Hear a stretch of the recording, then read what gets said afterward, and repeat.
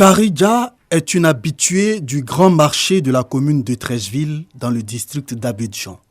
C'est ici qu'elle s'approvisionne en plantes médicinales. Tu mets dans l'eau, tu fais bouillir, ça cuit bien. Tu bois un verre matin. Comme j'achète des médicaments, souvent chez elle, c'est bon. C'est pourquoi je suis revenue aujourd'hui pour acheter. Ça fait combien de temps que vous traitez avec ces médicaments? Les parents d'abord qui ont commencé étant tout petits, jusqu'à maintenant, moi aussi je continue toujours parce que c'est bon. Comme Karidja, plusieurs personnes ont recours à la médecine traditionnelle pour se soigner. La médecine traditionnelle même, c'est parti d'abord du village. Et qu'au village, c'est avec ça que nous soignons. C'est arrivé en ville. Bon, évidemment, on va à l'hôpital. Parce que quand tu es souffrant, il faut d'abord savoir ce que tu as. Et puis maintenant, tu vas vers la médecine traditionnelle. Sinon, sans savoir ce que tu as, tu ne peux pas. Si tu vas là-bas, tu vas faire à peu près. Une évidence qui implique une collaboration entre la médecine moderne et les praticiens de médecine traditionnelle. Aujourd'hui, vous avez vu la loi 2015 du 20 juillet 2015 portant sur le code d'éthique et de déontologie de la pharmacopée traditionnelle en Côte d'Ivoire. Grâce à cette loi, la médecine traditionnelle est reconnue officiellement. Une volonté politique qui prend en compte désormais les solutions des naturothérapeutes avec le programme national de promotion de la médecine traditionnelle. Dr Croix Eoulé, médecin, en est le directeur coordonnateur. Il procède ce jour à l'inauguration d'un centre de traitement des malades mentaux à Samo, dans la commune de Bonoa, dans la région du Sud Comoé. Ce centre a été créé par Alidou Kamara, naturothérapeute et président de l'ONG Farafina Terebola, FATEB. Il a trouvé un remède à base de plantes médicinales qu'il utilise pour guérir ses patients atteints de troubles mentaux. La drogue peut rendre l'homme fou. Et puis, bon, il y a d'autres aussi, aller rentrer dans les fétiches en voulant l'argent rapide, ça peut retourner mal. D'autres aussi, en voulant mal à ton prochain, tu peux faire, et puis ça passe pas, et puis ça revient à toi. Tout ça, là, c'est qualité de folie. Quand tu arrives chez nous ici, on n'attache pas. Donc, on arrive à les maîtriser. Au bout d'une à 2 semaines, en tout cas, par la grâce de Dieu, le résultat est bon. Grâce au remède de Alidou, plus de 300 personnes ont déjà été guéries de troubles mentaux. Un centre de soins traditionnels qui s'intéresse à la santé mentale, il n'y en a pas beaucoup.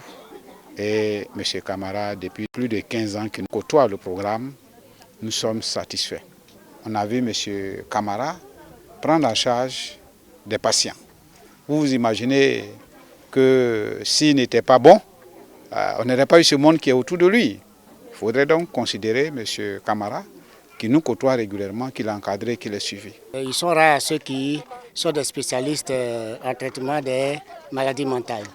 C'est en cela que nous avons porté un intérêt tout particulier à M. Kamara, parce que ça fait déjà plusieurs années que nous le suivons et nous avons vu aussi les résultats qu'il obtient sur le terrain. Et comme la psychiatrie dans notre pays est le parent pauvre même de la médecine, de façon générale, donc il était de notre devoir d'encourager ce collègue-là qui en a fait sa spécialité. J'ai ma fille qui se trouve à Abidjan, elle avait des troubles mentaux, elle a fait presque tous les soins d'Abidjan jusqu'au Burkina, ça n'a pas marché. Et je lui ai fait venir ici. À peine une semaine, vraiment elle a trouvé la santé. Mon fils a commencé à faire des crises d'épilepsie. Donc par jour, il pouvait faire la crise 4 fois. On a fait les hôpitaux généraux, on a fait beaucoup de cliniques. On a pris les médicaments qu'on nous donnait, mais l'enfant faisait toujours les crises. J'ai une aînée qui est à Koumansi qui nous a donné le numéro du frère Kamara. Au début, j'ai banalisé. C'est ma femme qui a dit, bon, pourquoi on ne sait pas? Elle a fait un tour, il était à Gonzagueville. Et lorsqu'il a vu le petit, il a dit, non, je peux soigner l'enfant. Les médicaments sont venus, on a commencé les traitements. L'enfant est encore tombé, nous avons appelé, il dit, non, calmez-vous. En 2 semaines, l'enfant a retrouvé la santé. Et jusqu'à aujourd'hui, il n'a plus fait la crise. Et ce qui est vraiment assez humain, c'est que même le canari dans lequel le médicament a été préparé, c'est le frère qui nous a donné le canari. Il n'a pas pris ne serait-ce qu'un rond avec nous. La médecine traditionnelle en Côte d'Ivoire est une science qui se transmet de génération à génération via un apprentissage au long cours. Comment vous avez appris ce métier? J'ai travaillé avec ma maman. C'est elle qui m'a appris ça. Et puis, quand elle me montre, je mets ma tête dessus. Donc, je connais chacun différent. C'est qui ça soigne, je connais tout. Avec la collaboration de la médecine moderne, la médecine traditionnelle, les retombées sont déjà visibles. Sans règle, le médecin ne peut pas collaborer avec la médecine traditionnelle. Il fallait une base légale et il fallait respecter le code d'éthique et de déontologie que les praticiens ont et qui devraient pouvoir respecter. Également, en termes de collaboration, il y a eu la réforme hospitalière, la loi sur la réforme hospitalière, que des établissements publics hospitaliers pouvaient collaborer avec les praticiens de médecine traditionnelle. Nous avons un arrêté même pour ouvrir une unité de médecine traditionnelle au sud de façon officielle maintenant.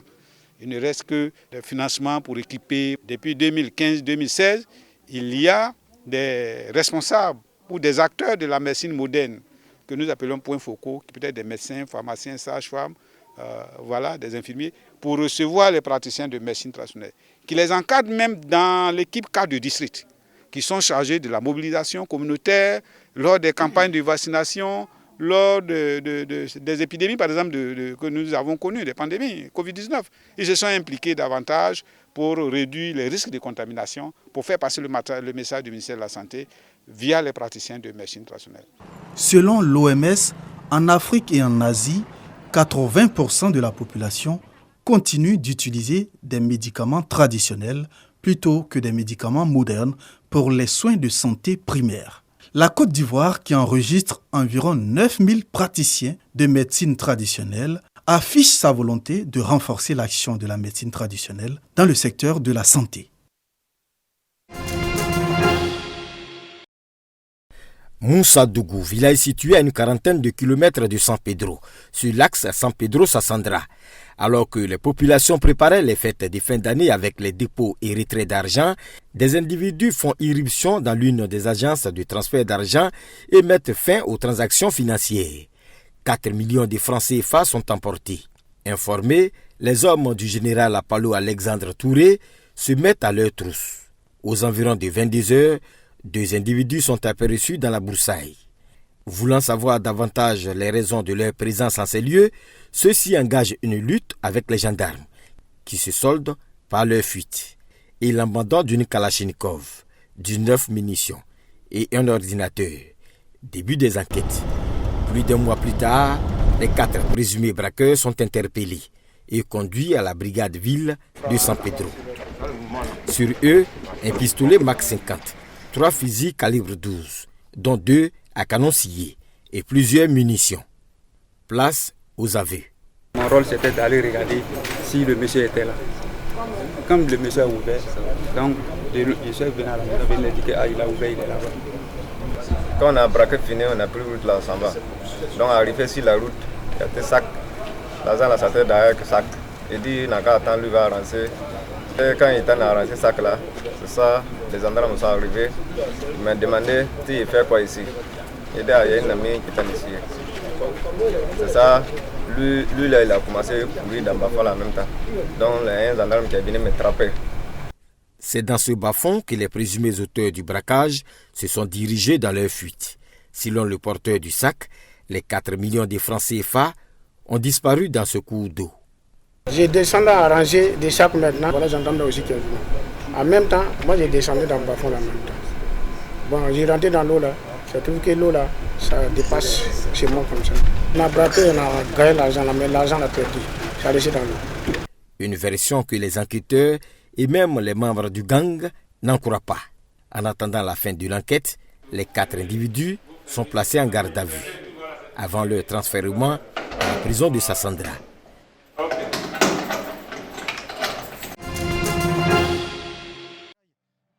Égypte-Maroc, derby de l'Afrique du Nord. Éliminés par l'Égypte lors de l'édition 2017, les Lions de l'Atlas veulent prendre leur revanche dans cette rencontre qu'ils démarrent idéalement avec cette incursion dans la surface de réparation marocaine. Conséquence, Ayman Achraf se rend coupable d'une faute sur Achraf Hakimi. L'arbitre indique le point de pénalty après l'intervention de l'assistance vidéo. Sofiane Boufal se présente et transforme parfaitement. Coupable sur l'action du pénalty, Ayman Achraf tente de réparer son tort, mais sa frappe est repoussée par le gardien marocain. 1-0 à la pause. Au retour des vestiaires, les Égyptiens font le siège de la cage marocaine. Ils sont récompensés à la 53e minute grâce à leur capitaine, Mohamed Salah. À un but partout, le match s'anime, mais aucun but n'est inscrit jusqu'à l'issue du temps réglementaire. Finalement, c'est aux prolongations que les deux équipes parviennent à se départager. Mahmoud Trezeguet profite d'un bon service de Mohamed Salah pour redonner l'avantage au Pharaon. Un ascendant au tableau d'affichage que les Égyptiens préservent jusqu'au coup de sifflet final. 2-1, score final. Grâce à ce succès, l'Égypte valide son billet pour les demi-finales qu'il disputera face au Cameroun.